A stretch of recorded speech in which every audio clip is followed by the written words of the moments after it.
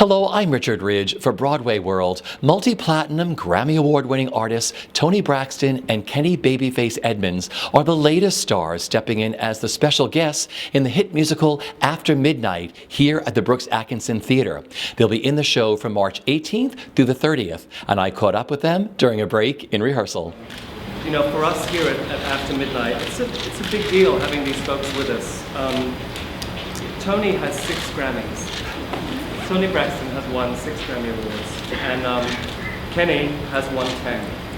And it's, you know, nothing's for free, I think, in this life. Those people have worked very hard for those, and that musical pedigree, the musical pedigree that brings is really very, very special for us in the show, very special. They're current recording artists. I mean, you know. Even last month, their album debuted at #1 on the R&B charts. Has Toni told you what it's like or what your debut will be like? Toni had told me ahead of time. She thought that I would be fine. I'm my worst critic, and so she's a good sister to come and say, yeah, don't trip on it. You're doing all right. You're doing all right. It must be very exciting for you going into the show with Toni. Yes, I mean that makes it even that much easier. You know. Someone to kind of lean on, and someone, you know, familiarity, you know, to a certain extent, because this is all new. I mean, last time I did a play was in junior high school. I mean, actually high school. So, and that was, I don't even want to say how many years ago that was. So, a long time. Tell me what you're looking forward to the most with doing this beautiful Duke Ellington music. You know, as we sit up here and I look at the stage, it's just, it's pretty amazing to me to even imagine myself being up there on that stage and being on Broadway. I don't know if I guess maybe being a musician, it's that in itself is there's a special feeling with the whole idea of Broadway and the history of Broadway and to come to Broadway with this historical music and the idea of Cotton Club, and you know, it's like if I had to do it, what a perfect way to enter the world. And but it also means that I got to do my job too. I got to work hard. And what has it been like working on this so far? It's been somewhat intimidating.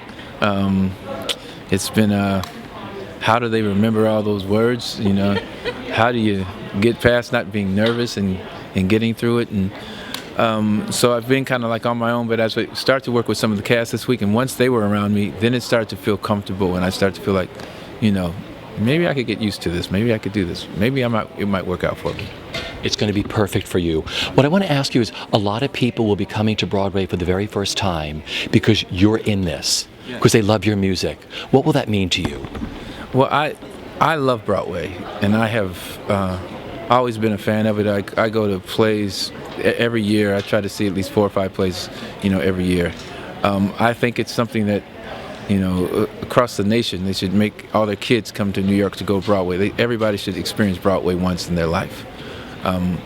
So if I'm responsible for bringing somebody new here, then I think that's going to be great, because once they see it, I think they're going to get the Broadway disease and want to keep coming back and see other things.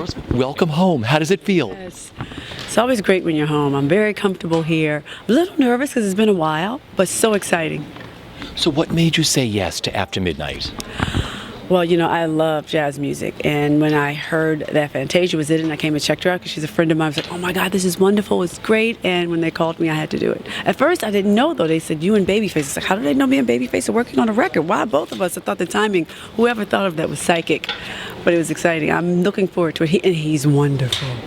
He's wonderful. Because I asked if you've given him any advice yet of what his debut is going to be like. I gave him no advice. I did give him one tip. I said, you know, if you ever forget a line, think of something to say till you remember it. You have to do that like little cheaters. So seeing the show, what do you love about this? I love the music. I love the little vignettes that pay tribute to the Cotton Club. I love all the kids are so talented. The tap dancing is not just a musical review, it's a dance review, it's a singing review. And I think that it's going to educate some of the younger folk who kind of, I didn't grow up on that music, but I was introduced to it. A lot of times kids aren't introduced to the jazz music, and I think it's going to engage them to want to learn more about it.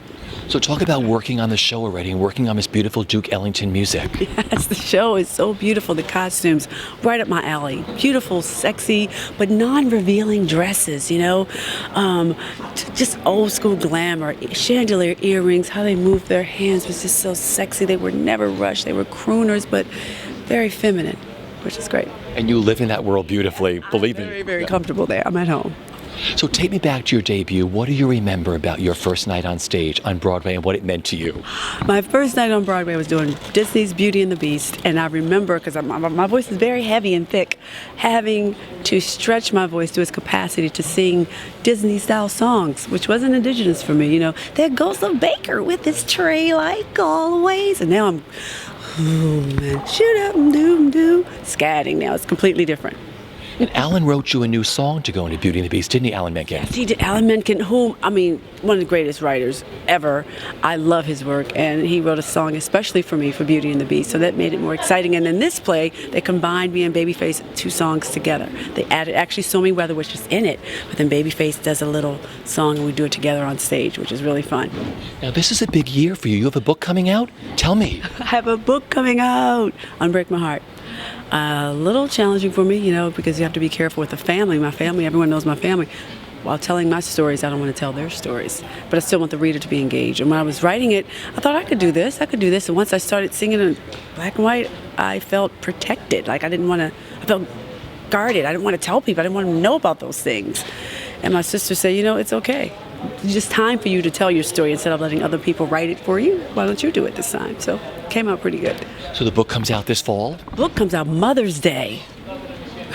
It's a Everyone good read. go to Amazon? Go to Amazon. Everyone go to Amazon. Check out Toni Braxton and Break My Heart. I think you will find out a lot about me that you had no idea. What are you looking forward to the most with coming back to Broadway? I am looking forward the most to just being free. I feel when I'm on the stage performing and it's raw. It's raw. It's me and the audience every night, and I get that feedback immediately. It's much different than being in a studio. That's the best part. That's the adrenaline. That's who needs drugs. I get to perform on stage.